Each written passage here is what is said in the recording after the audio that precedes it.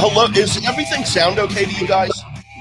Mm-hmm. All right, cool. Well then, hey, I guess we're all good then. Hey, welcome to Speaking of Schmoedown, everyone. Sports talk show devoted to the movie trivia Schmoedown.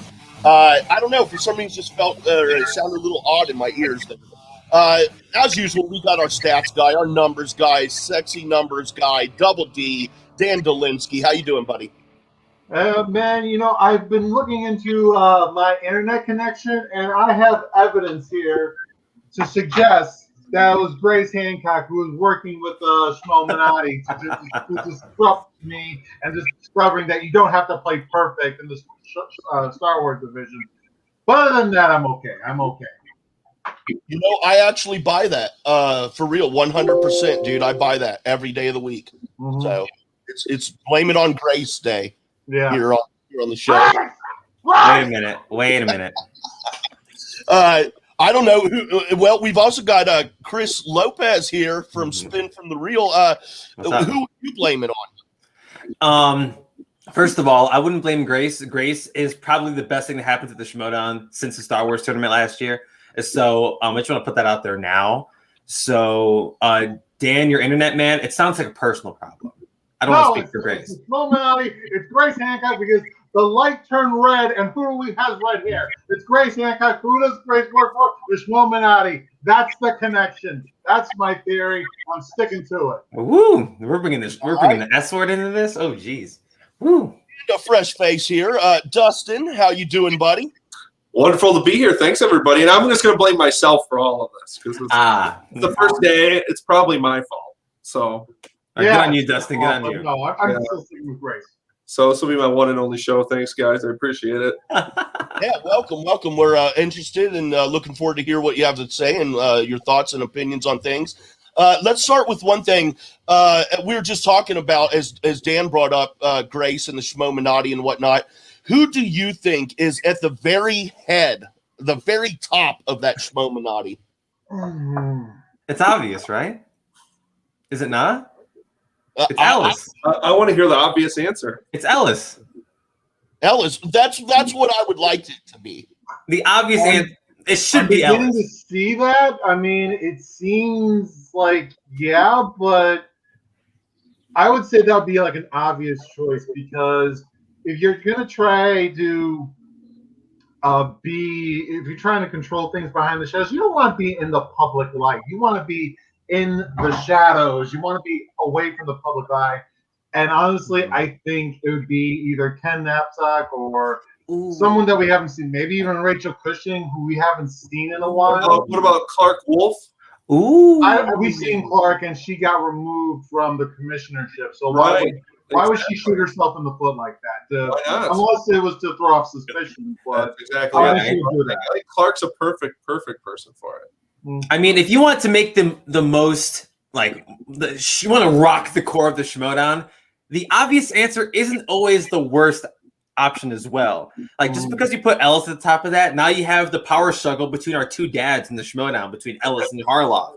So honestly, for the best story, especially if Christian's he's gotten away from the grip that is the president of the Schmoedown, Grace Hancock. But if you want the best story, I think you can flesh it out the best with Ellis and Harloff at the top as opposing forces. I really like that. I think it's true. Ellis is the best when it comes to storyline by far. So you do the stuff with Guy is Exhibit A too. He's killing it with the stuff with Guy. Exactly. And then you got a guy coming in taking Christian's spot on the desk. I mean, right. It all goes in. It makes so much sense for it to be Ellis. But I like the knapsack and the Cushing picks. But I think Ellis just makes the most sense. Yeah, probably the obvious choice, but I like to think outside the box. No, totally. I mean, that's what the Schmoedown does, right? When we think it's going to go, it doesn't. But maybe this is the time where it's like, all right, let's just commit to the Ellis bit. I want to call it right now. Skybound is behind it all. They realized how fucking amazing the Schmoedown is, and they straight up want to take it away and have it solely for themselves. Skybound is behind the Schmoedown. Ooh, it's Robert Kirkman. That's who it is. Wouldn't that be nuts?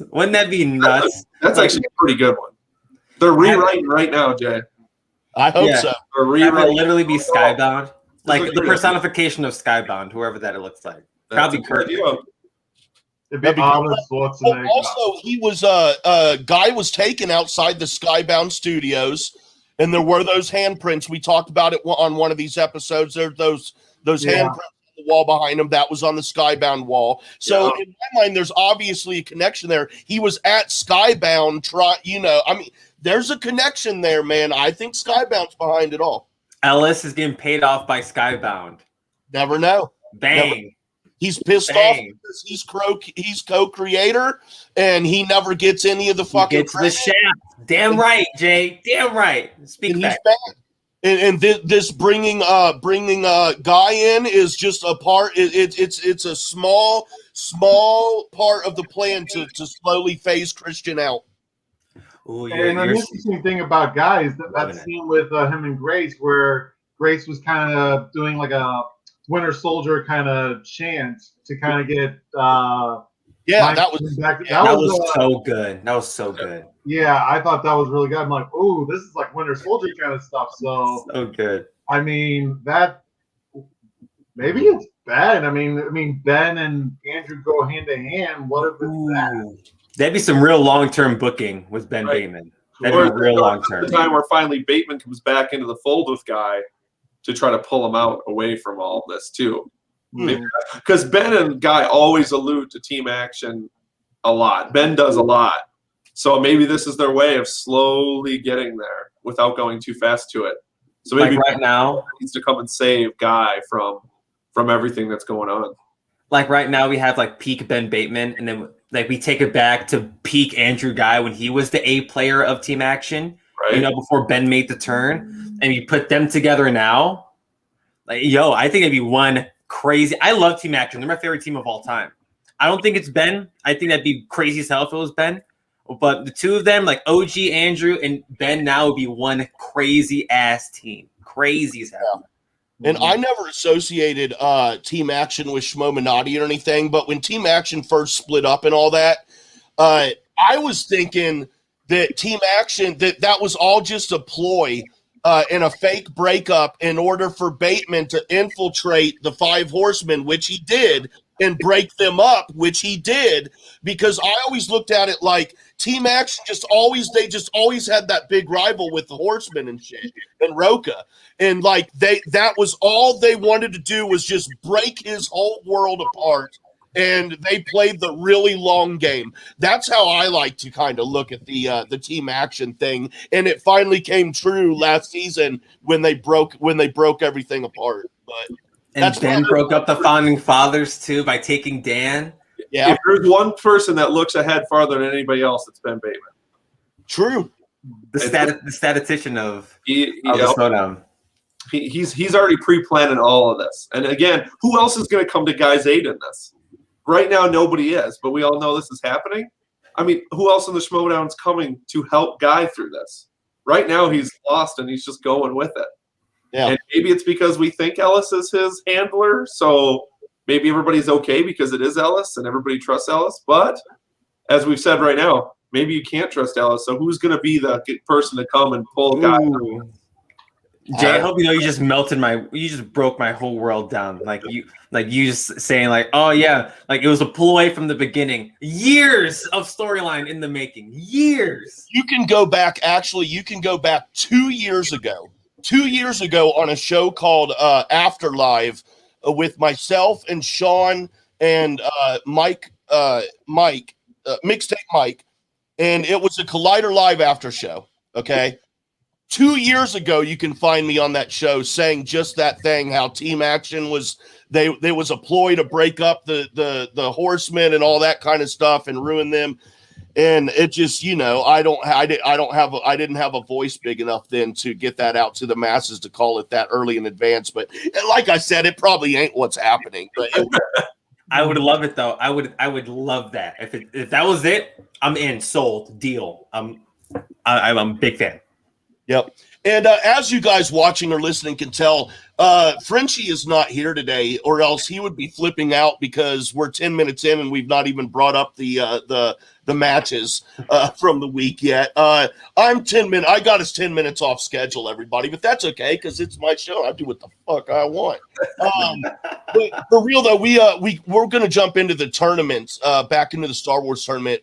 Ace Cabrera brought me some points again. Woo! All right, my fantasy league team against Sean Sullivan. Oh man, that was such a great match. What'd you guys think of that? Yeah, ASEC definitely brought it. He didn't disappoint, especially the hype that he had last season. But Sean was definitely disappointing. I mean, it just seemed like right from round one, it was like he wasn't on his game. And that just kept perpetuating in round two, and basically Ace won it with his 2-pointer. So it's like, yeah, Ace is not to be messed with. And of course, we've kind of learned that from last season, but this kind of just cements that that wasn't just a lucky fluke. He is here to play, and he is here to dominate. Ace Cabrera just proved that match he had against Alex Spectacular was a fluke. That wasn't the Ace that played in the Star Wars tournament. That wasn't the Ace that played against Sullivan this past week. And also, right there with you, Jay, Ace getting points for the fantasy team. That's what's up. But now we have to look forward to the Cabrera-Harper matchup. Lord Jesus, my brain's going to melt. But Sullivan, man, another tough loss for Sean. Obviously having to play against Marie and then coming into this. Like it's been a rough season for Sean and for the Star Wars portion of Corruption. Yeah, we'll talk about Corruption later and how great they're doing in other divisions. But Star Wars is like Joseph Scrimshaw is MIA. We don't know where he's at. And then Sullivan's out here taking some tough L's. So I feel bad for the Corruption side of the Star Wars division and for Sean Sullivan because he's going up against these top tier Star Wars players. And he's getting some L's in the process. He's not bad by any means. It's just disappointing for the precedent that's been set by Star Wars. Well, the thing about Ace, too, is it is amazing that anybody could have came out from last year, had one mediocre loss to who at the time we thought was the best Star Wars player, and then completely get not talked about. I almost even went into the match on Monday going, oh, yeah, Ace is playing.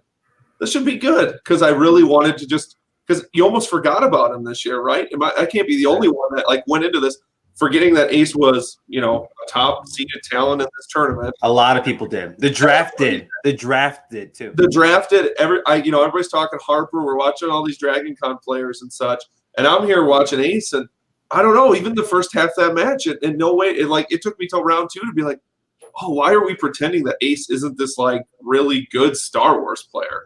I'm like, even though I look at Sullivan, who I watched have a couple tough losses, including this one, and I still watch Sullivan, I'm like, oh, this is a dead heat. But when you watch it, you're like, no, it's not. It probably never was even from the beginning. Ace should have been ahead by a mile when it came to, just being the favorite in this. But it never felt that way. So Ace needs this next win. That's what I think.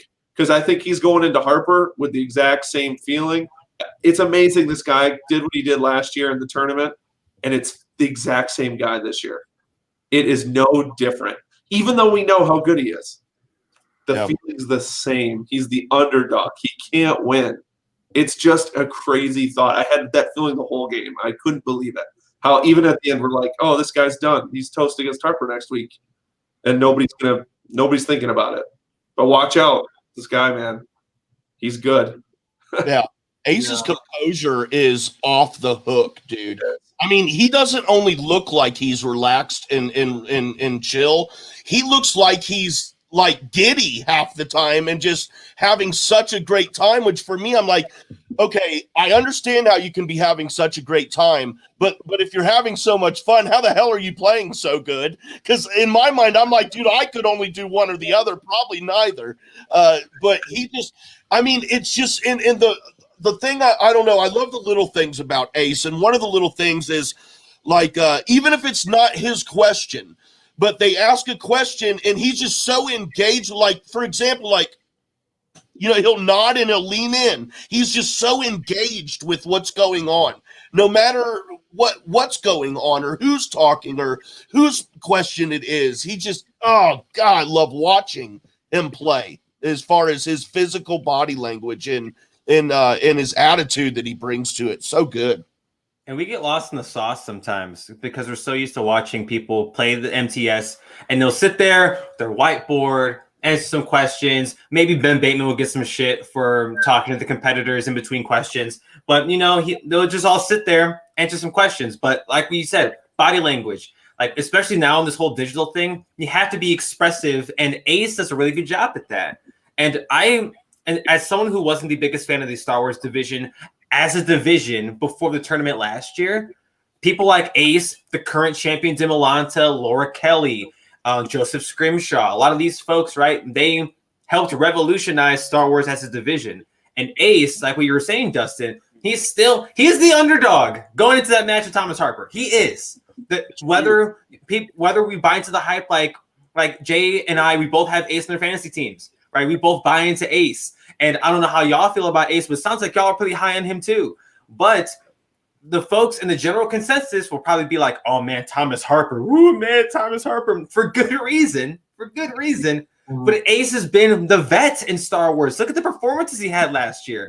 Yet, he's the underdog going against Thomas Harper.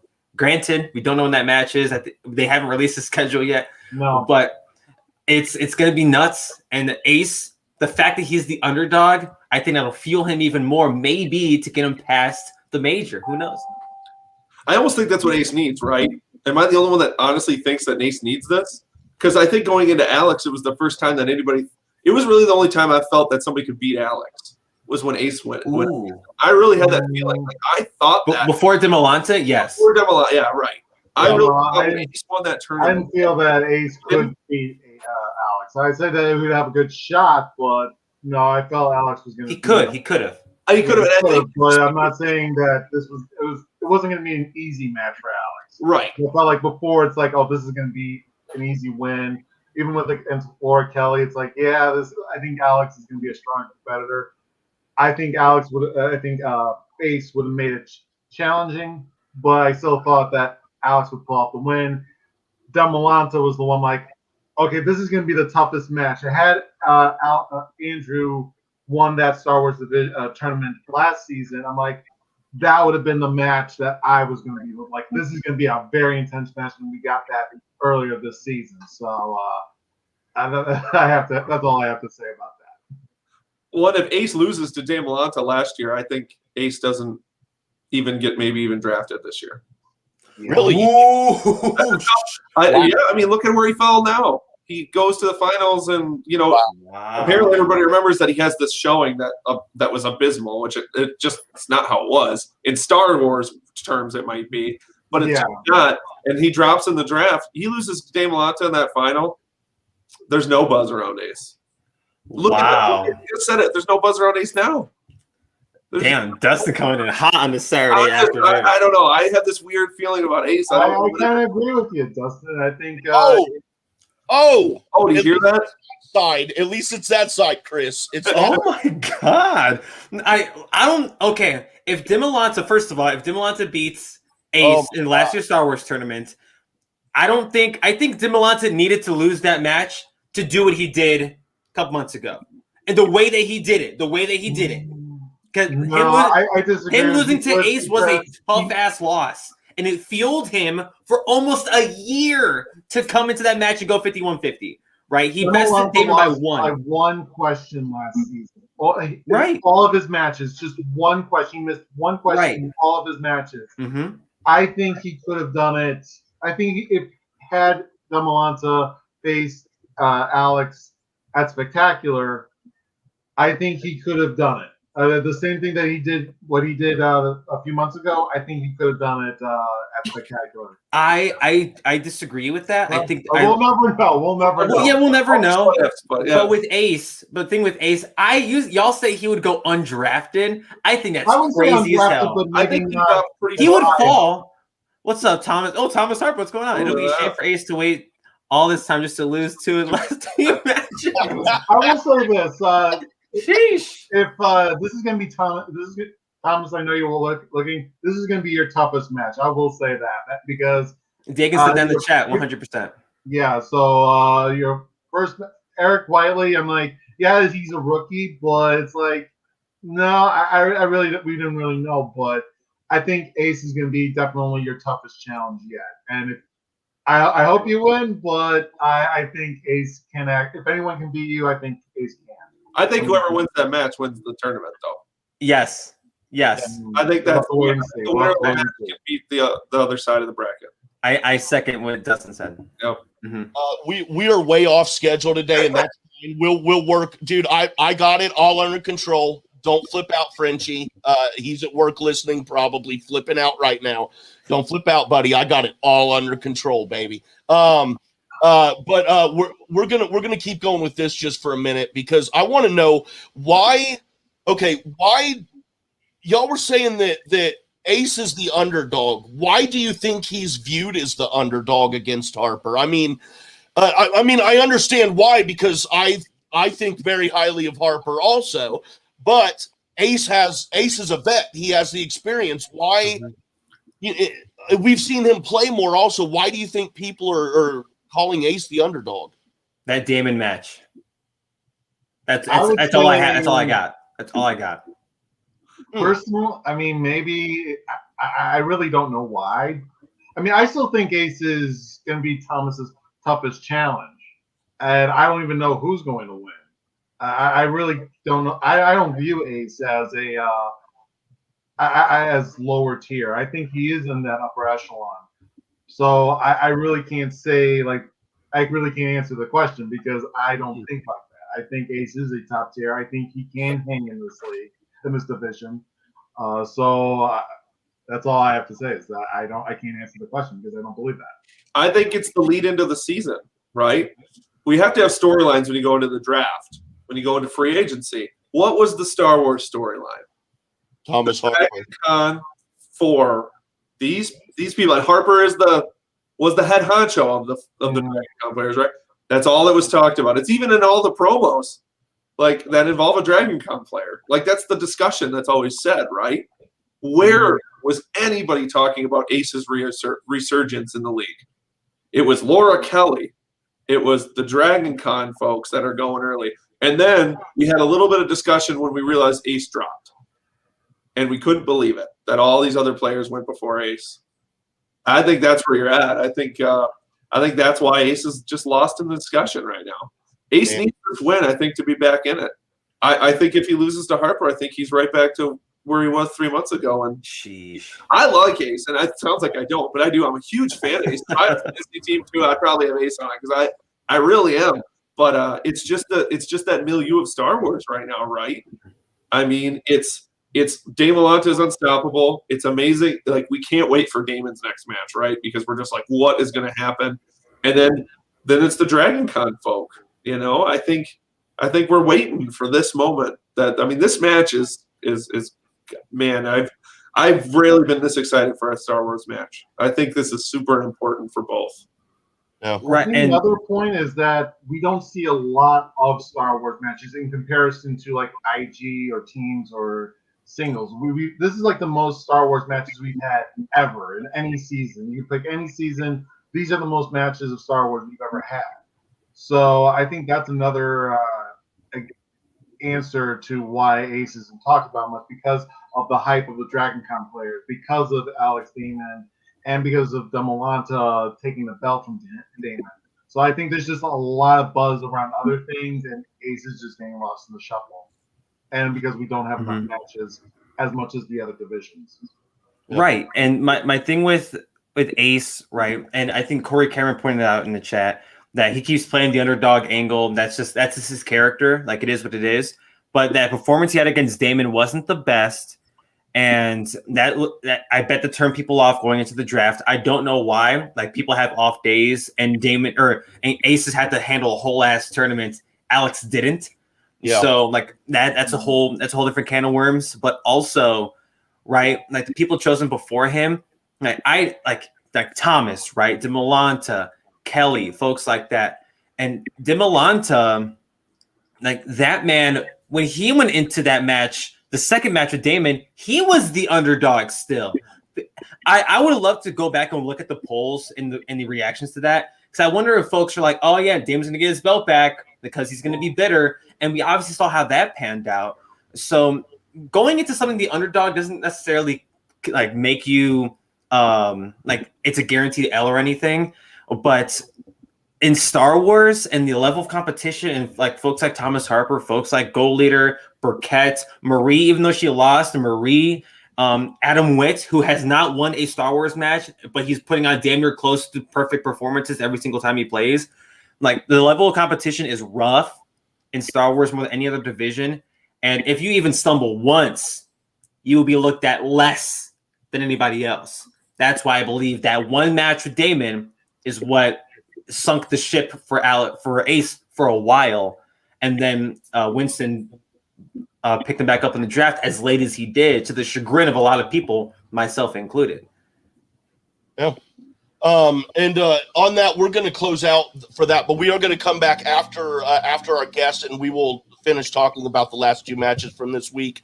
But right now, we are going to go ahead. Let's go ahead and talk about the pay-per-view from last night, the teams matches. I'm going to address some stuff in hard questions, and most of what I have to say is for that.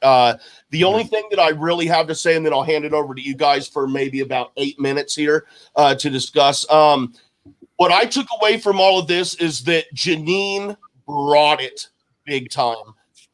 She carried their team in that match, in my opinion. She's the one that she carried Jeff in my opinion. But that is fun. They were great matches, both of them. But go ahead and jump into them, guys. Yeah, I mean, I was surprised at seeing Janine, but after her gameplay last week, it's like, oh, this makes sense. This makes sense. And I'm like, okay, I got interested. And I want to kind of bring this up real quick.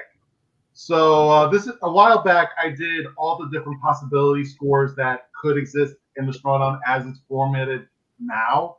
The empty circles are all the possible scores. Red is singles division, blue is teams, green is IGs, blah blah blah blah blah. This is the highest score, previous highest score with the odd couple, and the team's division. Odd couple won that match against Final Exam, 48-45. Shazam, the Shazam and odd couple match that was last night beat that with 53-48. And right here is where 53 is. That's the highest you can get when you go perfect. Now, if you get steals, you got this little area, but this is where it is at perfect. And as you can see, there's only one score lower for the loser that could actually get that. So that just goes to show you how good of a matchup it was. And I want to kind of finish up by saying that I think that they should have a new rule beginning next season that a replacement, an emergency, or even if it's a title match, there should be a replacement rule going into the next season, but it's only limited to one per faction per season. That way, it's only like an emergency when all other options are not available. And obviously, they would have to really think about this to kind of get all the angles, but I really do think that there should be a rule that a replacement because of this. Because if it was Andraco, we may not get this because he was obviously distracted with other stuff. His mindset is on focused on the Schmoedown. That's why he had to leave. And we wouldn't get that kind of a score. So what do you guys think? Go ahead, Dustin. All right. I guess if you're going to go off that part, just because you asked the question, I'm on the opposite camp of that. I look at this like a sport. You can't play. I don't know if – and it's nothing against Janine. This was completely out of her control. She got chosen. That's great. Janine, the last couple of weeks, has been amazing. It's been crazy to watch how good Janine has played. So good for her. And there's nothing you can blame her about. But this is a sport. When I saw that there was a new teammate coming in, I don't see how it wasn't Jeff by himself and them titles were given up. That's how I look at it. It is affecting major gameplay here because I think this could set a bad precedent. That's what I'm fearful of. I would agree with you last week, but after seeing this, I'm like, let's have just this one replacement rule, but it's only in an extreme circumstance unless other options can be achieved. Like if you have to reschedule a match, then let's do that, which they originally did. If you have to replace, it's like a last minute resort. Let's just have like someone substitute from their own faction, and and how they handled where Janine was not the champion, but Jeff was, and the only way that Janine would be the champion is if they defended the title. That makes a lot of sense. So I think they handled that ruling very well, and I would be for it because I don't think that we would have gotten this score. I think that Shazam would have taken regardless because of where Andreko's mindset is. I think the only reason why Janine put up such of a fight and Jeff put up such a fight is because both players were on the same mindset and they were both focused on winning the match. Yeah, the one thing I want to say before you go, Chris, because I'm sure you have an opinion, is the one thing I did like about it is they didn't split up their B team to do it. I think if this becomes a thing in a rule book in the future, is I don't think you should be able to take the A player on your B squad and split that team up or adjust that team just to fix your other team if something happens. So I thought that was handled really well. I thought choosing Janine was the best option because she technically, as of this season, isn't on a team as that we've seen yet, at least. So I definitely was a big fan of that. I was really afraid that they were going to pull with the Blackjack, right? One of the two folks off that team.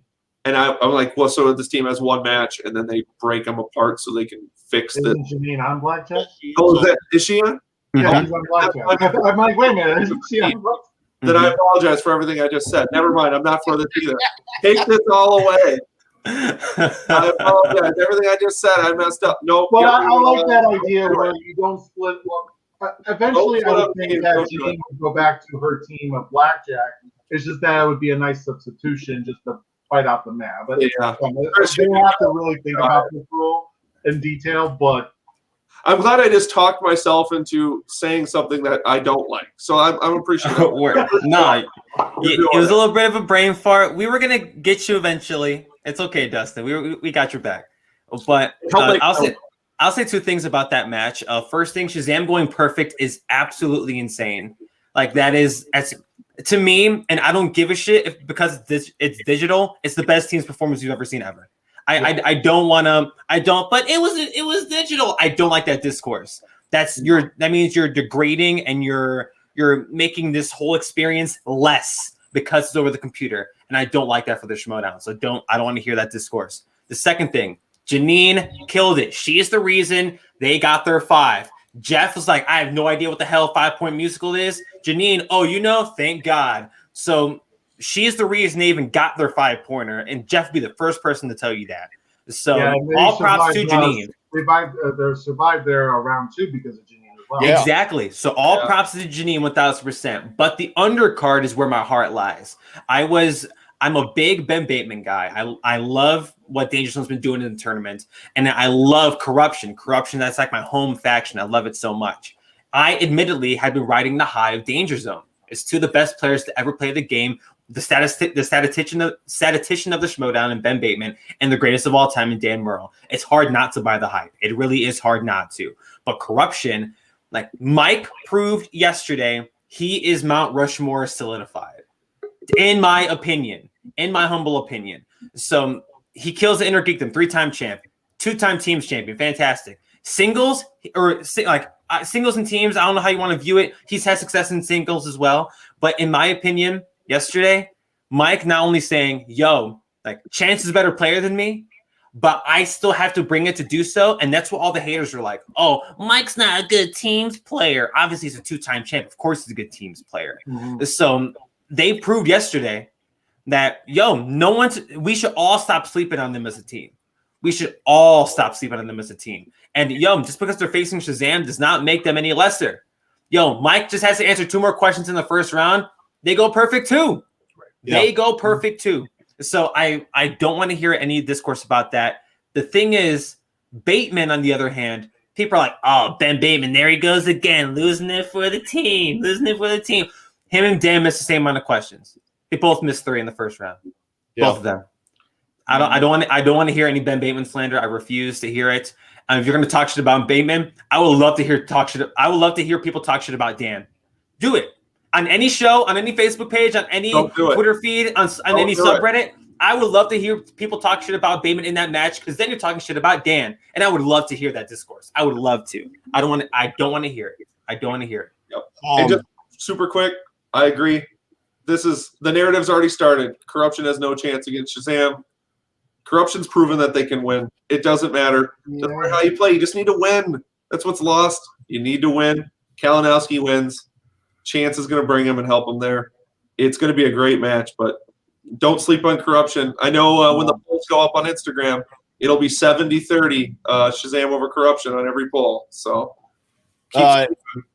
yeah, I'm not sleeping on Corruption after last night. Sorry, Dagan, we're not going to get in a big discussion about this, but just a yes or no from each of us on Dagan's question here. Do you think Danger Zone losing to KO hurts Bateman's legacy, and would that further be damaged if he lost to Roca? I say no. No. All right, you got a unanimous no from all of us. And now, everybody. Off the island. Math. Damn it. Double D. That's like my second favorite part of this entire show is doing the little sound bites of Roxy, and it's for your segment, and you talk. Now I got to do it again because I want to hear Roxy talk. I want to hear it again too. I'm going to talk dirty to you for a second. Math. All right, there we go. But yeah, go ahead and take it away, Dan. What do you got? Okay, so first let me add to the stream. So, like we said, like Chris pointed out earlier, we don't have the schedule for June, so we're going to review May's point system, or my prediction for May, with all the factions going in the order of the faction rankings. So the first one up is the faction in first place, and that's the Dungeon. At the start of May, I said that they would be somewhere between 30 points and 55 points. 30 points is where they ended up in April. So they could go somewhere between there. They ended the match, they ended the month with 40 points. So there's a 15 points that they left on the table for other factions to pick up. But that's still a commanding lead as of last night, but it's still good for them. The Quirky Mercs, even though they lost the teams tournament in April, they still had a large gap to gain points for May. I said that they would end up somewhere between 11 and 35. They end the month with 31 points, and they're in second place. They just got that last night. Spoiler alert. So going off of those first two factions, what are you guys' thoughts on that? On the rankings? The Mercs are they're I mean, it's a lot of title matches and getting those big money points, but at the same time, you gotta perform to get those big money matches. And Coy capitalizing off of drafting De Milanta, fully knowing he was going to get a title shot, and he beat my man Alex twice. And then Shazam being his first two picks off the board, or first two picks in free agency. I mean, he had great success last year. He's carrying over into this year, and the numbers are reflecting that. Like, look at the amount of points that they got just in the month of May alone. You know, that's more than probably some factions have gotten in the last two. You know what I mean? So we're going to see that. But the Dungeon, look at the Dungeon's roster again. Do we expect anything less? That's all I got to say from the Dungeon. What else should we expect? Yeah, Chris, you're spot on with both of those comments. I think actually the Mercs, and I'm sure Double D, you're probably looking forward to the next month or two. The Mercs are in prime position to overtake this race quick. Yeah, and as you're going to see in the next few matches, slides, it's really, the Dungeon really could have taken a gigantic lead, but they left 15 points on the table for other factions to get. And suddenly, this race has become a four-faction race. It's because the Finstock Exchange, they were in second place for most of the month. They dropped down to third place, and at the beginning of May, I said that they started out with 18 points, but they could be anywhere between that and 40 points. They end the month with 29 points. Obviously, with Gold Leader winning his matches, I think, Ranger Rick won a few matches, and you obviously had the teams tournament winning a few with Roca and JT. They won a few matches, so they built up an 11-point game, but obviously they left 11 points on the table as well.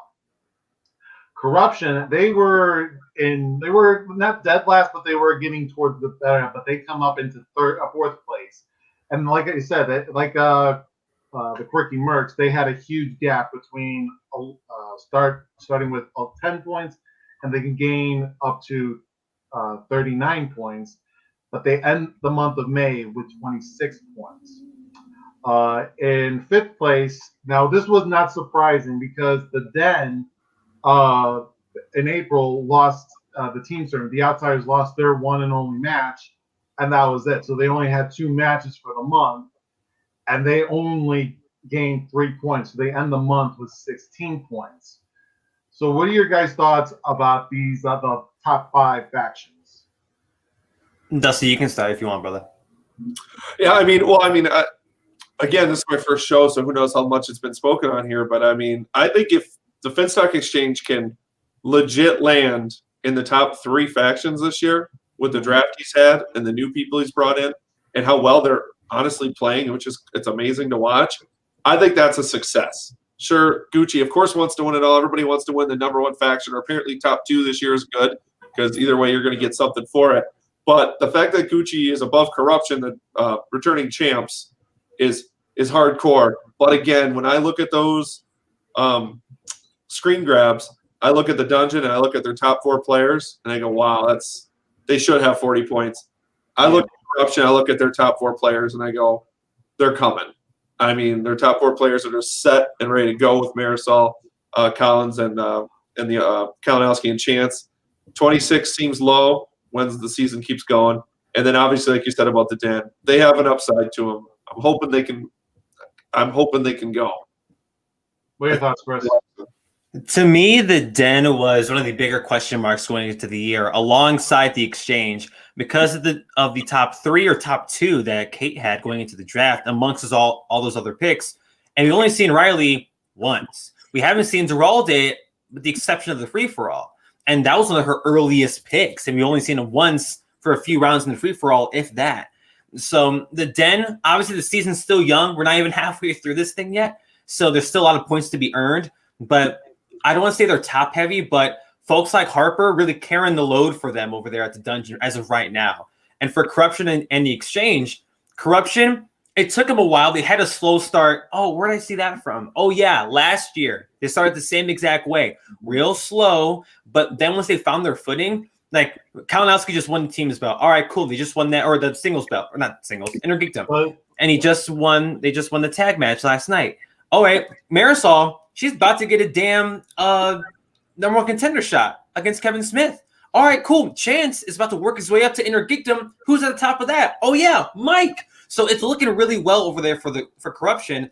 And the biggest thing for the Exchange is that not only are they doing well with their mostly rookie team, they are costing other teams points by technically knocking them out.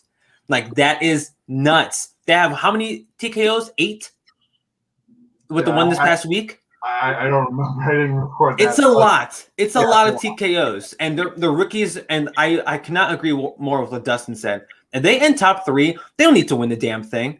But if they end up top 3 or top 2 by the end of the season, the rookie experiment worked.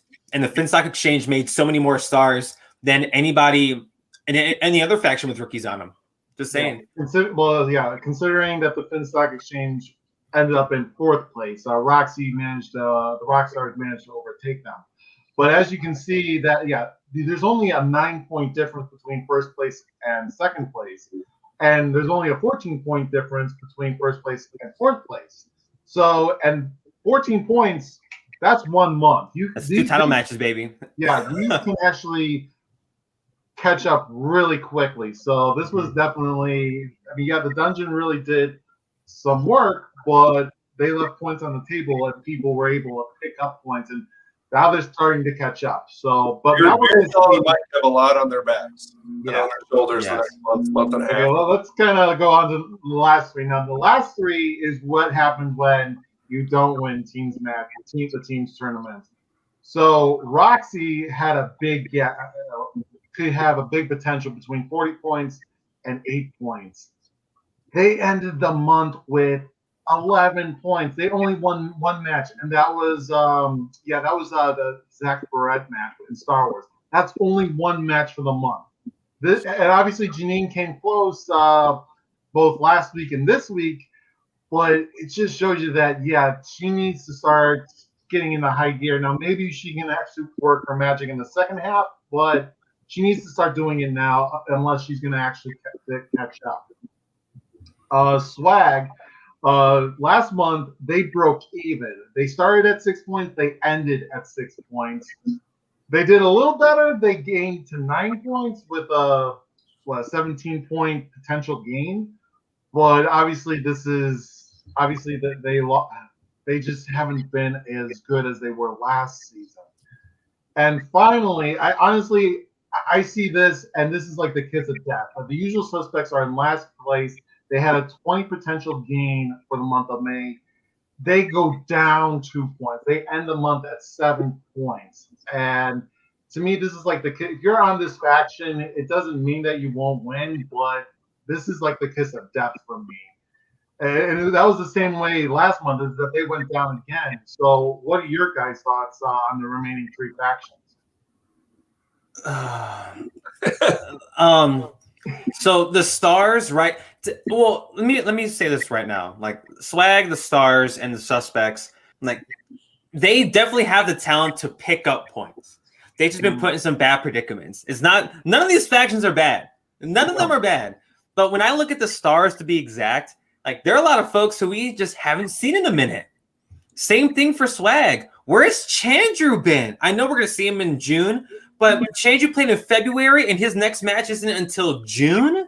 Right. Like that, and that's one of your top 3 guys. Like we've had people like Ben Bateman play like 3 matches in a month. You know, it's like, and he's still going to get more because he's multi-division, and maybe that's why he's getting all these matches. Yeah. But the Suspects getting all these, like I know they haven't had the best luck. That Whitnaben match was definitely not a great showing for the Suspects at all. But they're having good performances. They're just playing better teams or teams that are playing better than them on that given day.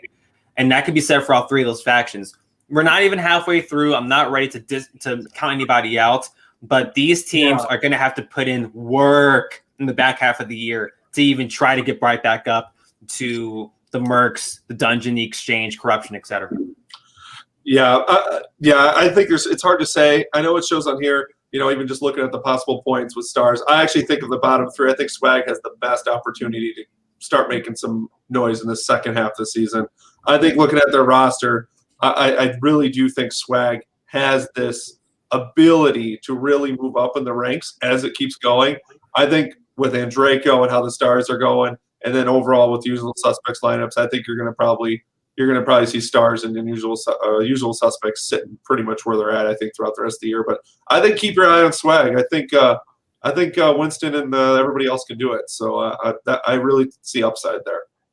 Oh, and hey, breaking news. I have Roxy Stryer on the phone.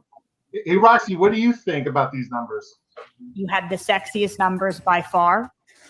Thank you, Roxy. Thank you. I appreciate that. Wow, thanks, Roxy, for coming on the Speaking of. That's awesome.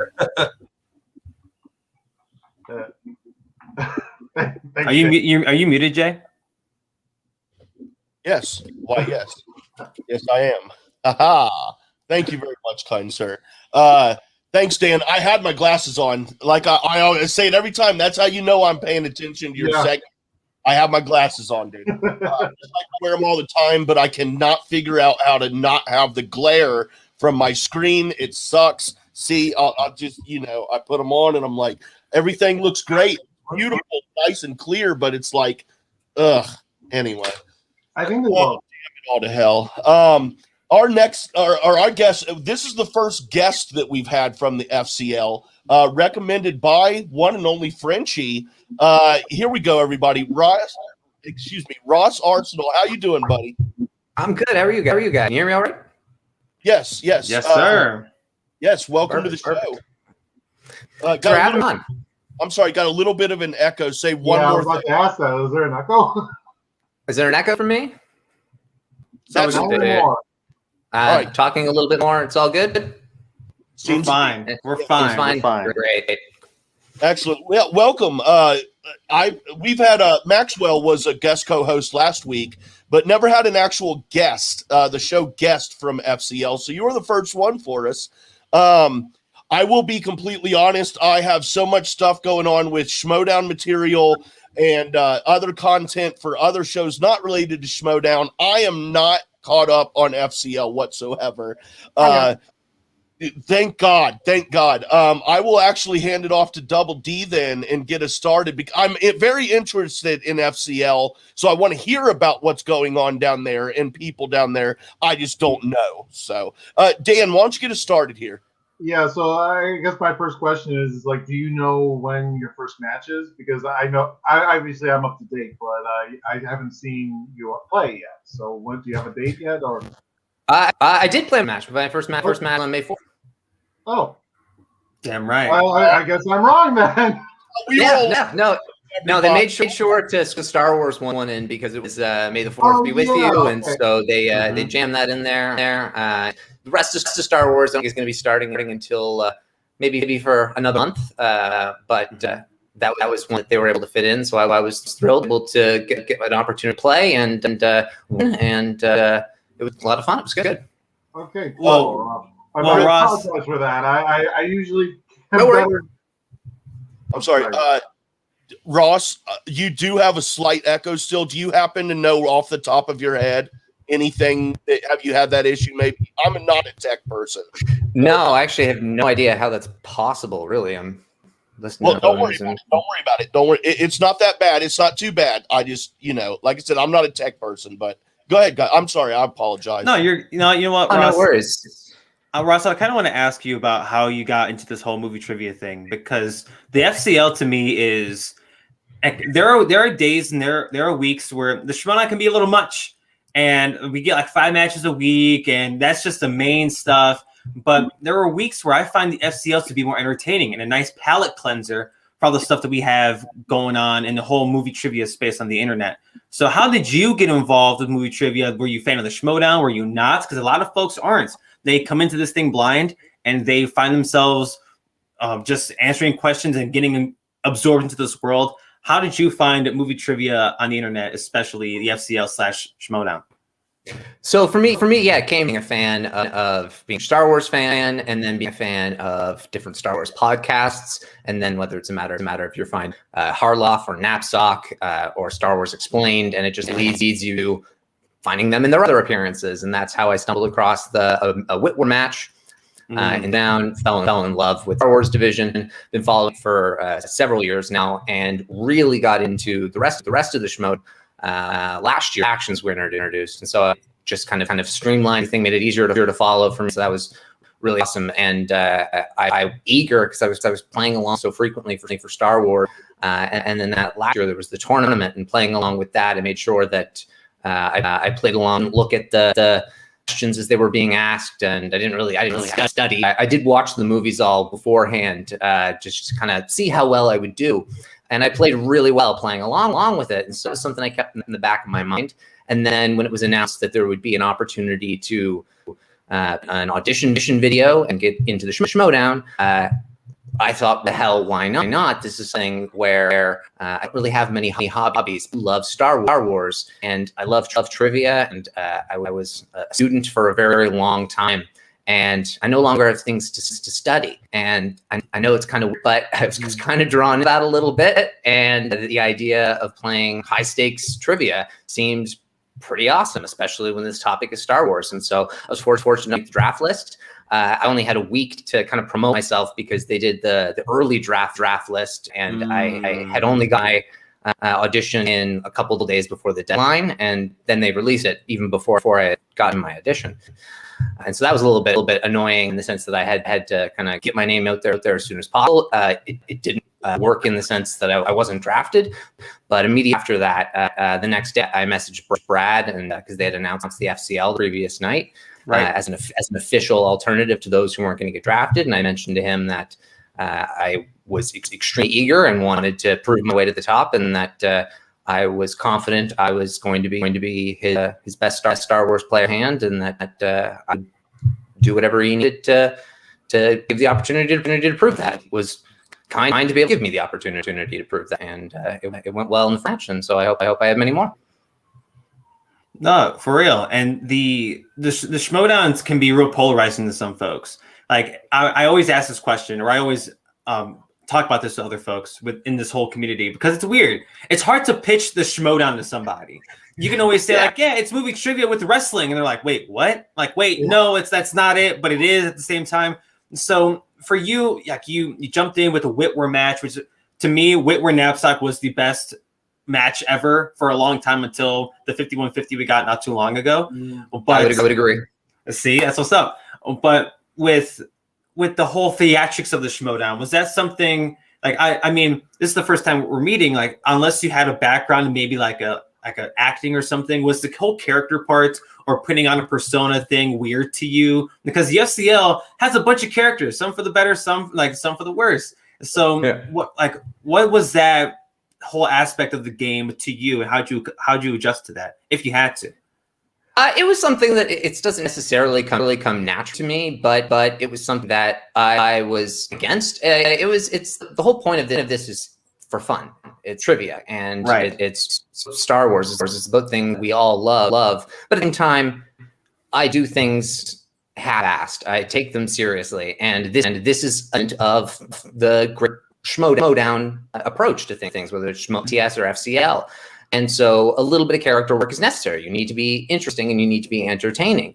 And so a lot of work to show kind of in my audition that I've never done something like this. I did a lot of smack talk. I cut a promo against someone, cut a promo against the entire Star Wars division, each individual person in it. You had to do something interesting. I also cut an extended promo as follow to Alex Damon. I don't have video editing skills. It looked pretty damn good, and it was just a little bit extra that when I put my mind to something, accomplish it.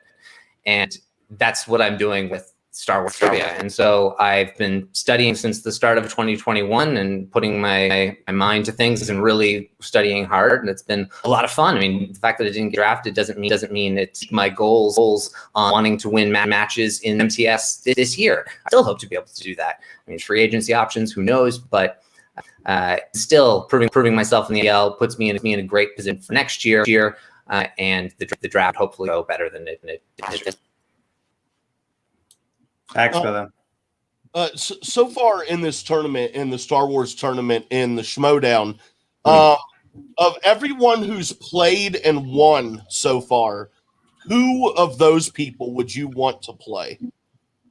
Oh, who would I want to play? Yeah, so Ace Harbor. Who else is one? Gold Leader and Briquette. Those are the four that are left. In all honesty, I mean, like I was armchair trivia playing.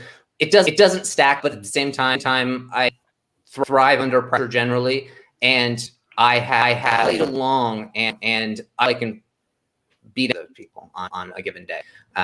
In the sense that if you give me Adam Witt's questions, I doubt Harper checks down to multiple choice at time when the one that he did. I think he only did it because he knew he had the spare space. But under the circumstances, I could have gone perfect with those kind of questions. Gold Leader's first match, the questions weren't Gold Leader had a phenomenal second match. Along with that one, Gold Leader would have been for sure. Briquette hasn't had he didn't have a phenomenal first match, but doesn't mean seeing some of the Dragon videos and seeing that he knows stuff. So I would play against any of them. Ace is somebody who's won a tournament and proven that, and I think because Ace is the largest body of quality that we've seen. We've seen him play the most games. He would be somebody I'd have a lot of information going in against. He's somebody who I'm also more likely to be stacked. That's the reason why I say that. Is when I make the Schmoedown, I will be the lowest seed you can imagine. And that's generally how seeding would work in tournament. You get the opportunity. And if we're talking about winning regard, I still think Harper's probably going to be the one that wins the tournament, and so Ace would be the one who'd be left for it. And so, if you make me pick any of them, I'd say Ace because there's the most game tape on him, and I think any given Sunday, any of them could beat me, and I could beat him. Oh yeah. Got a question for you too. So we had this really crazy year where we had watched the unstoppable force of Alex Damon finally come to a stop twice. The first time, we were all shocked, but not a surprise. The second time, a bigger surprise, I think, for all of us. So, how did you read those two losses for Damon? Was it more of a wow, Damelante is the new king of the castle officially, or was there something about Damon that you saw that, hey, the game always evolves, and maybe Damon is either slowly starting to not evolve with it, or maybe it was just too bad out. Well, one outing wasn't bad. The second outing, maybe you would consider, worse than the first. But how do you read those two matches? Well, the first one, 100%, the weirdness of challenge, just putting a little bit of fogginess on Alex, and the fatigue clearly caused him. He knew the answer, he just knew it a second too. So in that match, I think it could have kept going had there not been a weird challenge, and the challenge was right and fair, and then the ruling was perfect.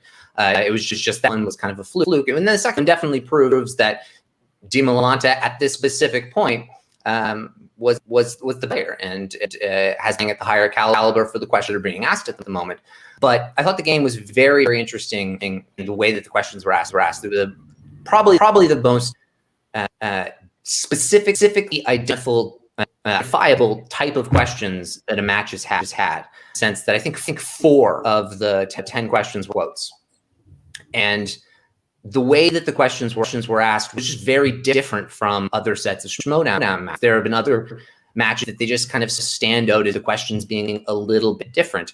And we'll continue. We'll have to see more 5-round matches to see if those kind of questions are going to be asked like that. And I think based on the way Damelante has been, makes more sense. Maybe he has better total recall on script than Alvin would, whereas Alex Damon has such a broad knowledge of things that are embedded within him that he knew the essence of a lot of those questions. And just like there was a Han Solo one, there was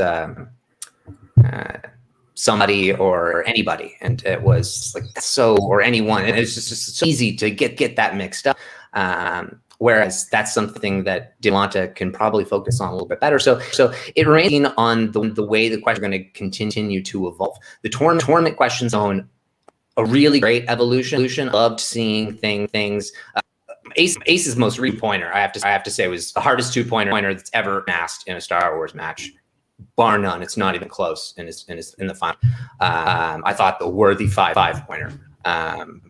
Compared to some of the other ones. And so it's really interesting the way the questions are evolving. And if the questions already seem a little bit different than those title match questions. And so it'll be interesting to see what the next title 5-round match questions are like. So hard to tell. And if I could take it back to the FCL for a second in regards to what y'all are doing over there with Star Wars, to be exact, because one of the most exciting things about the FCL is that y'all get to try things that the Schmoedown wants to test. Like y'all are the breeding ground for new ideas and new concepts, new things to the game.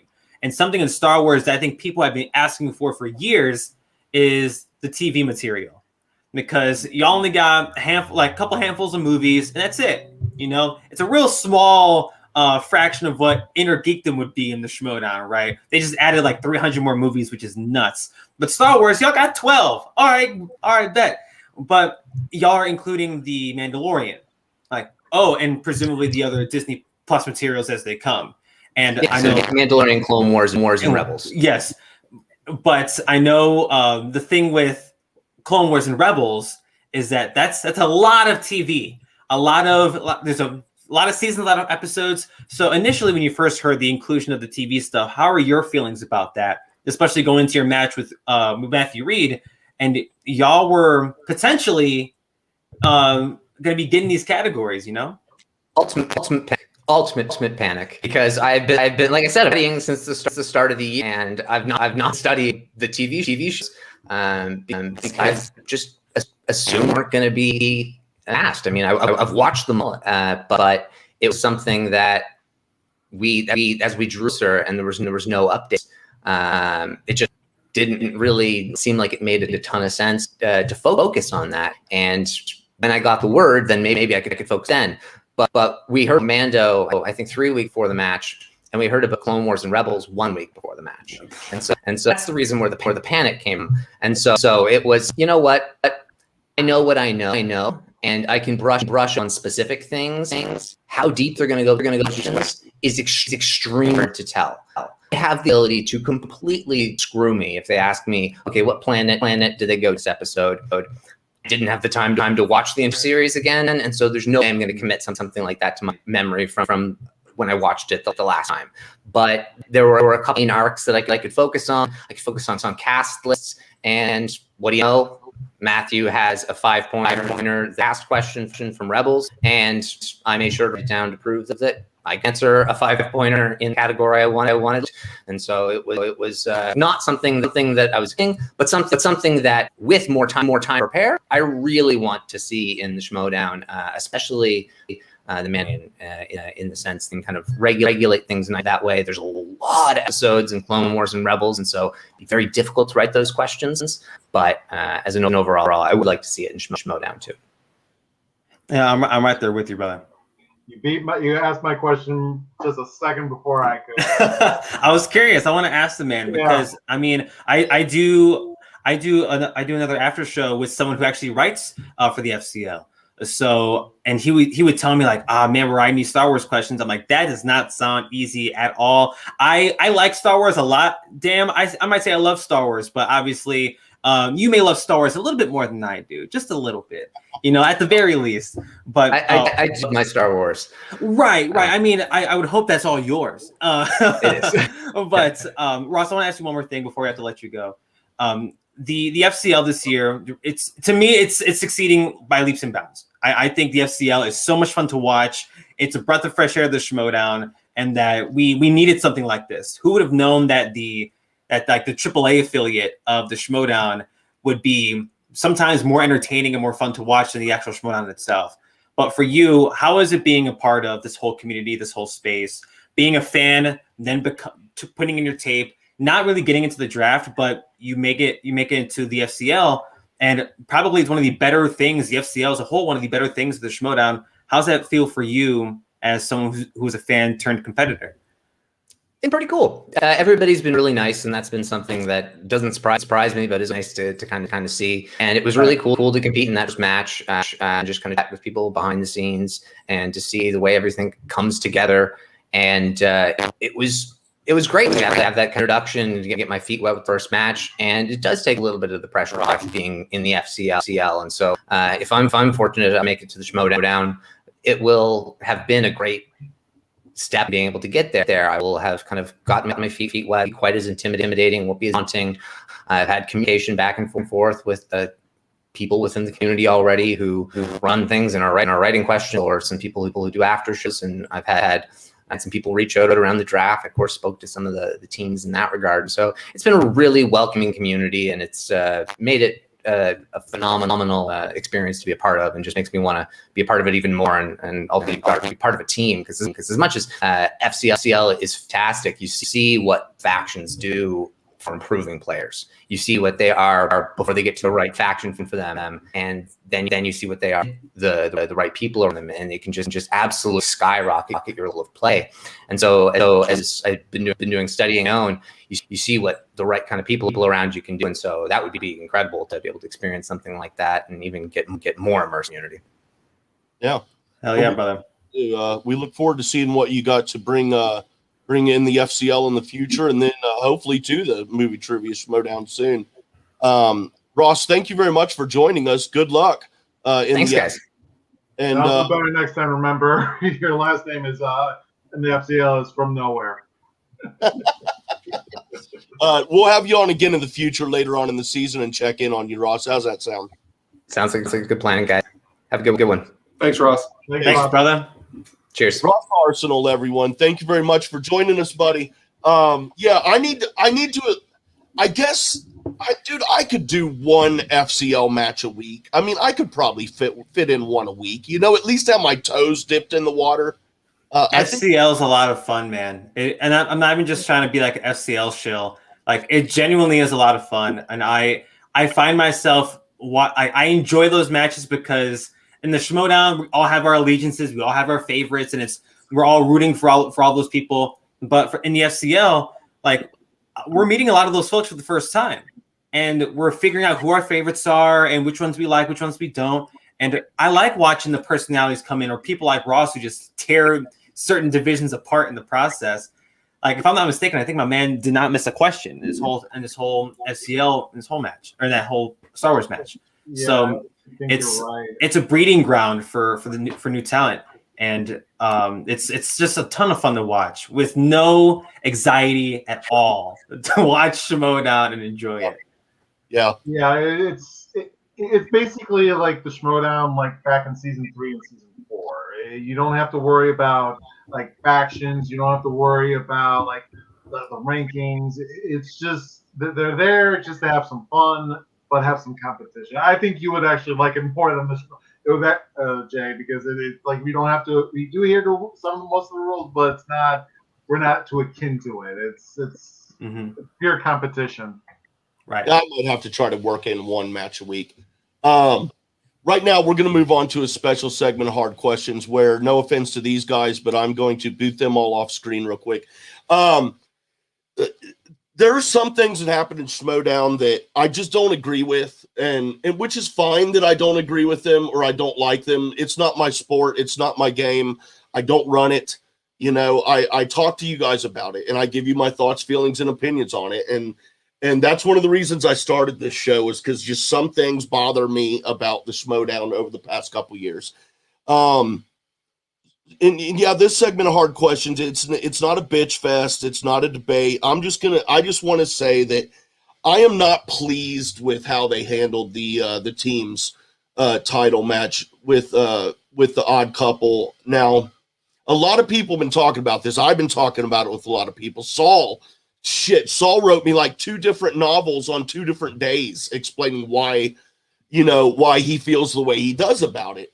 So I've had discussions with people about this, and I've heard all the angles. I get it. But for me, it's a competition. It's a sport. The division is teams division. And the Odd Couple is no longer a team, because the team was Andraco and Jeff Snyder. And now a lot of folks would say, well, that's not fair to do to Snyder because he's a champion. Yes, he is a team's champion, meaning he's a team's champion when he's a team with Andraco, the other half of that team that is championship material, right? So I have nothing against replacing Andraco with Janine or anyone. I'm a big fan of Janine's. I always have been. She's great. It's amazing to see the caliber that she's been playing at this season. And I have no issue with them having a shot at the title. I don't think that they should just be given the title, whether they have to defend it or not. I think that they should have had to start at the beginning and work their way back up through the ranks as a new team and earn that title shot. I've got my thoughts and opinions as far as how they should have handled the title. So, me personally, I think it would have been a blast to have a 3-way teams match between Shazam, Corruption, and Danger Zone. Winner takes the match, or takes the title. That would have been cool. Whatever. That's what I would have liked to see. I just don't think it's right. I don't think it's right that, okay, Janine didn't earn that title shot at the teams. Obviously she has a right and has earned a team to be in teams, with anyone that they want to put her up with. But the odd couple was in Draco and Snyder. They earned the titles. They earned to play for the titles. And I just think that it's no longer the odd couple. Even if it is in name, it's not the same team. I just think they should have had to start over at the beginning and work their way up to that. But I don't know. That's just how I feel. And it really does bother me. I won't lie. It really, really irritates me. But that's okay. Because, like I said, it's not my sport. It's not my game. I'm a fan of it. And just like every other sport that I'm a fan of, or movies or shows, I may not like everything that happens, but I can still enjoy it overall and be a fan. And that is my 2 cents on this week's hard questions. Now we're going to go ahead and move on. We're going to finish up talking about those the last 2 matches from the regular matches of the week, and then we'll wrap it up, guys. Because that Mark Haas and Jacob Wittenben, dude, this is a sports show. It was not a good match to watch. It was not entertaining. It was hard to watch at times. And I mean, everyone has a bad day. You know what I'm saying? It's not about that. Not knocking on anybody, but from a fan and a perspective and someone who likes to watch competition, man, that was a rough one. Yeah, Mark Haas did a great job. I mean, he was almost perfect. He only missed his bonus question in round 1. They picked up a steal in round 2, and he got his 2-pointer, which ultimately won the match. And Jacob, I'm going to butcher that name, but Jacob, he just crashed and burned. I mean, he only got 4 points in round 1. He got 7 points in round 2, and he actually went. I'm looking at the wrong one. No, Jacob didn't even get his 2-pointer, and Mark didn't even have to go round 3. So it was a kind of crash and burn, but he did avoid he didn't avoid the TKO, but he avoided the KO. But yeah, that was very disappointing opening, especially when it's your first match, and it's like, it was bad for Jacob. Go ahead. No, I mean, I want this to continue, but I just want to ask a question while we're here and continue with this. Now, like Dan just said, this was Jacob's first match. And I'm not gonna completely judge or fault anyone on their first outing. You can't really do that. We don't have a good judgment of how he can do or would do in the future. But also, I want to, as we talk about this, is this the type of performance that you would seriously consider sending them down to FCL and not giving them another chance? Because I mean, there are losses where you lose and you're like, dude, you got it. We're gonna roll with you a little more. And again, this is nothing against Jacob, but like this was a really hard loss, man. No, I would wait till maybe his second and maybe his third, and then maybe make that decision. Because, like you said, this is everyone has a bad match. Even Dan Murrell and Andrew Guy, they faced off against each other. Dan Murrell just butchered that performance. So we just haven't seen him at his best. Maybe give him a couple more shots, and if it doesn't work out, then maybe have that conversation. Yeah, I don't know if there's the time anymore, right? I mean, with FCL that's one thing I think is super interesting about FCL, right? Isn't that kind of like a shtick now? Is that we should start to be ready to be prepared for a day that like Adam Witt might be in FCL, like a day like that. Those folks that just don't get the wins. I'm not comparing Adam Witt to Moose here, but yeah, I mean, how can you afford another big loss like that, especially on a team that Sam has? Yeah, like I said, there's losing, but you see, I'm trying to talk about this as a sport like I normally would about baseball, but not like I would about baseball because I'd be like, fuck Derek Jeter, he's a bitch. So I'm trying not to be like that. I have no ill feelings for Jacob, but to be honest, if I'm his manager, that performance that he put out is not the kind where I'm thinking we're going to work with them and we might have something here. That's the kind of performance that makes me rethink drafting him and what could have been, and thinking of who I can drop him down to FCL and pick up in his place. And again, that's not a knock to him. Say I do that, or whoever does that, that happens. By next season, he could be the baddest motherfucker in movie trivia Schmoedown. But just at this moment, that specific performance for me, that was enough to scare the shit out of me, man. I'll say this, is that we only saw this one performance, but the managers and everyone else have seen other things. They've done mock matches before. So they know what Jacob is capable of doing better than we do. We're just going off of one match. So if the manager has seen that kind of performance where it's basically a repeat that he's not getting better, then yes, it is time to have that conversation now. But if they have had matches with mock matches where he's actually good and this is just a bad outing, then I say maybe giving him another chance because they know what he's capable of doing on this behind the scenes. Okay. Say Cincinnati Reds, they call up a pitcher from the AAA or from their AAA team, right? Okay, they pull up this pitcher. He makes his debut pitching start. He pitches, say, 5 innings, and in 5 innings he throws all balls in 1 strike.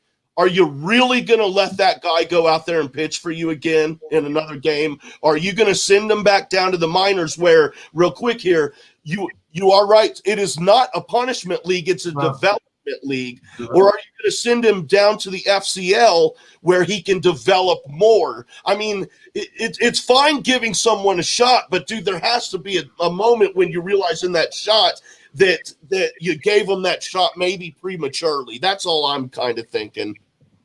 I'm all for giving people a chance to work their shit out, but I mean, this is the major leagues, man. Yeah. If you have it worked out more than that by now, then.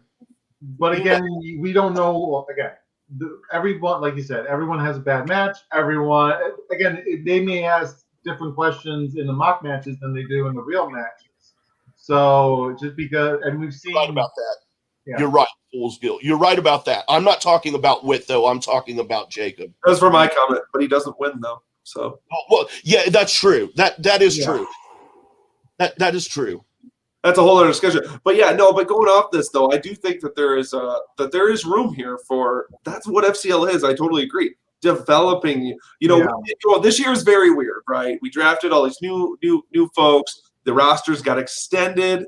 We're doing more matches. FCL is now a thing. I don't think it should be seen as like this negative thing here. I think every roster has new players on it right now that are currently trying to find their way. And, we haven't really hit that point, right? Where like that this is where we're going, that, a person does need to be sent down to FCL. But I do think I agree with you, Double D. I'm not sure one bad day, but he's also on the suspects. They afford a lot of bad days right now, right? Yeah, and honestly, they can't afford. Yeah, they can't afford having multiple bad matches. Right. And I think personally, in my personal opinion, with the suspects, they need to change how they manage their competitors because because this is the same story that we saw last season. So it's not the players. It's part of the player. Part of the problem is the players, but it's also part of the management as well. So I'll just say that the suspects need to change their tactics as well as the players have to play back. Can I get on my soapbox for a minute? Because every time I come on this show, we end up talking about disrespecting players by sending them to the FCL, whatever that means. First of all, like what Fool's Guild said, FCL is not a punishment league. There are so many people that got announced to be in the FCL that we haven't even seen before. One of them being a special guest co-host, Maxwell Haddad. I am jonesing to see him in the FCL, and he's been in that thing since the beginning, and he hasn't even had a match yet. So that, right? A. B, with Whitney, I'm not ready to just toss him to the FCL. He had one bad match. We don't know what's going on with him that day. We don't know him as a person. Something could have happened. He could have been off, whatever. Did he play? Was it atrocious? No, it was not atrocious. We've seen worse. Look at i.e. Saul John Humphrey from earlier this year. That's pretty bad. Like that, he got knocked out. All right, at least Whitney had a chance to answer a third round question. Humphrey didn't even get that chance to do so. Now, with that being said, Moose Haas is the star of this match. My man had 21 points going into the third round, did not even need a third round question. That's awesome. And I said this yesterday, and this may be a little bit nuts, but I'm gonna double down on it. If I were to redraft the Inner Geekdom rookies, I'm taking Haas first. I'm taking him. Like Moses went second, which is crazy as hell in hindsight. And where did Haas go? 5th round, 6th round, and now here we are. Haas is putting up 21 in 2 rounds. 20. I'm like, that's what happened? He scored 20, not 21. Okay, wow, like he had 20 points. Okay, cool. Of course, the numbers guy. You're off by 1 number. Right? Damn. Like that's my one. That's my 1 point. But this Moose Haas was dominant, and he's another feather in the cap for the exchange. Oh my God, they're killing it. The rookies are killing it. The only rookie who's lost this year was what? Lomas, yeah. Like that's it, and everybody else has been killing it. Yeah, Robinson has a loss, and the Robinson's a sophomore technically, and Barbarian lost. What's up, Peggy? Rue's one of them. He's done his job so far. Rue's killing it too. Where's Rue's next match? Speaking of people who deserve a second match, Lord. But Haas is on fire. He was on fire that whole match. He was killing it. His one miss was his bonus point. The bonus point was the miss. And he was either stealing Whitnaben questions. Yeah, Whitnaben wasn't his best that day. But I'm not even going to front. I think the juice aspect of the character definitely played a part into Whitnaben's personality, character, and reception from the fans. And then the Juice was with them for 1 match, and we all saw the end credit scene, and it didn't really pan out for Juice and Jacob. We'll see if they do anything else with that going forward. I doubt it. But Whitnaben, I'm not saying he's ready to be. He's ready to be FCL. I'm not. I don't like that discourse of people going on FCL because they're not doing great in the MTS. Yeah, it's development, I guess, but at the same time, to use wrestling for a moment, cutting it, dude. I'm sorry, but there are factions here. There are teams. There are points to be made. I mean, like I said, it's like baseball, dude, or football, or any other sport. If you're not helping the team win points and to win that final championship, which is the end goal of every season, then you got no place being on my roster, man. We need people. And I don't blame you.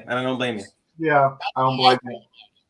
And I think that's the kind of mentality that Sam needs to adopt, because we've seen kind of like his personality, like, oh, wait, I don't care if you lose, just go out and do the best you can. I'm like, no, that's not. I'm like, I started him saying, I'm like, that's your mentality. I mean, I know you're supposed to support your competitors, but Roxy has shown much more. I support my characters, but I know that this is a loss. We've seen her devastated against Janine's loss. She still supports Janine, but it's like you can tell she was devastated. With Sam, it's like, oh, everything is fine, everything's fine, and it's like, really? It's like that meme of the dog in the house that's on fire. He's like, it's fine, everything's fine, everything's not fine over there. And in the last place, he lost 2 points, so it's like, oh my God. Glorious bastard, dude. What do you expect? Nothing is him, dude. He killed Hitler. What the hell? It's true. And actually, that's a good thing, and I'm German. So.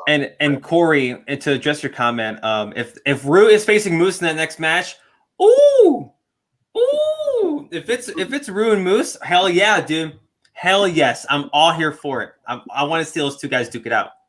Oh yeah. And we're going to wrap it up here real quick. I do want to end, hopefully, before Mount Schmoedown starts on Schmoes of the North.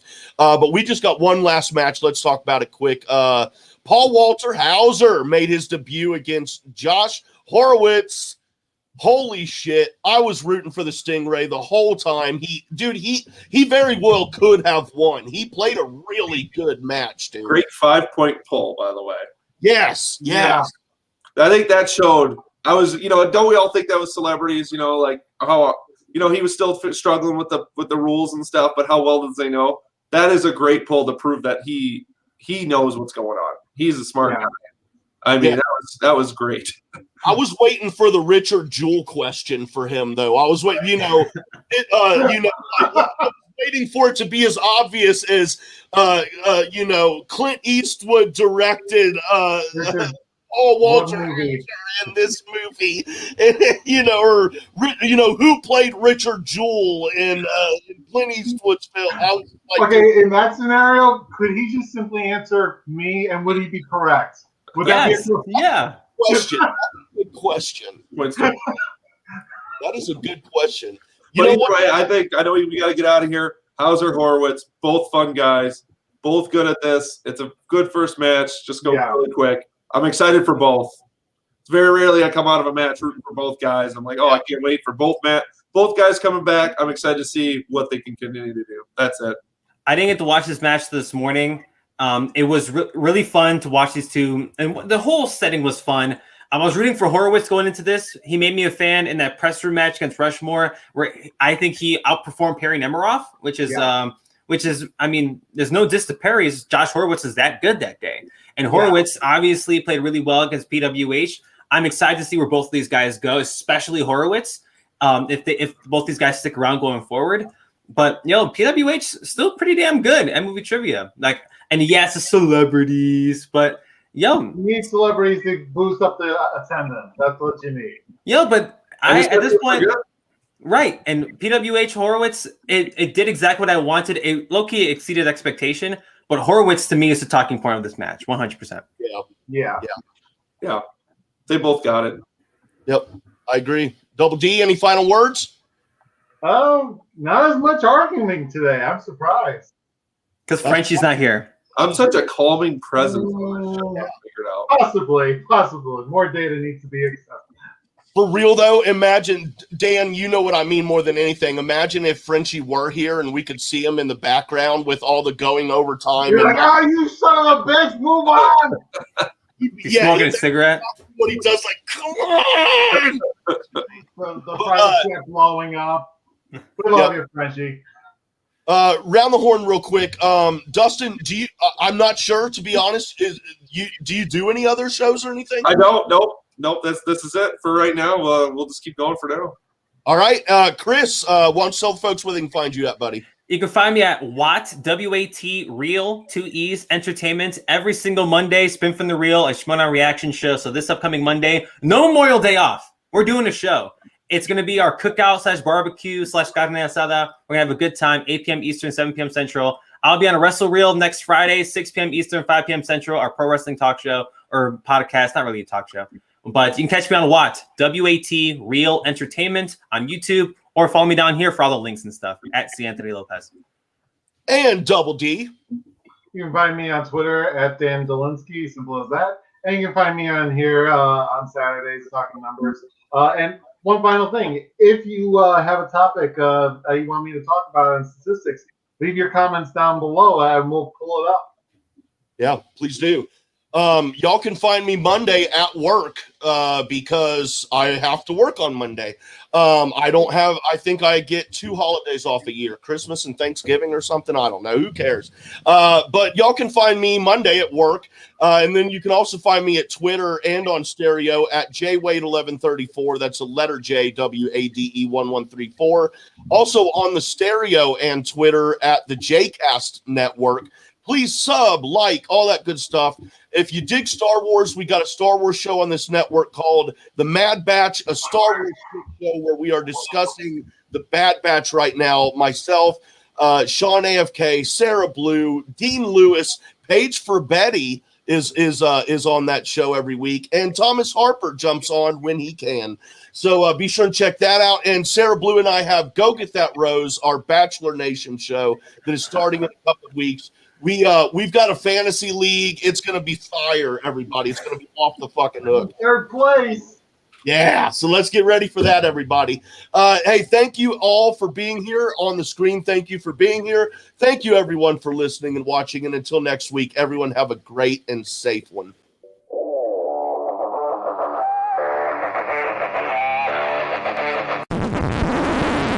You want to hear something funny? The mic wasn't on that whole time. No way. Yeah, for real. Oh wow. So smooth.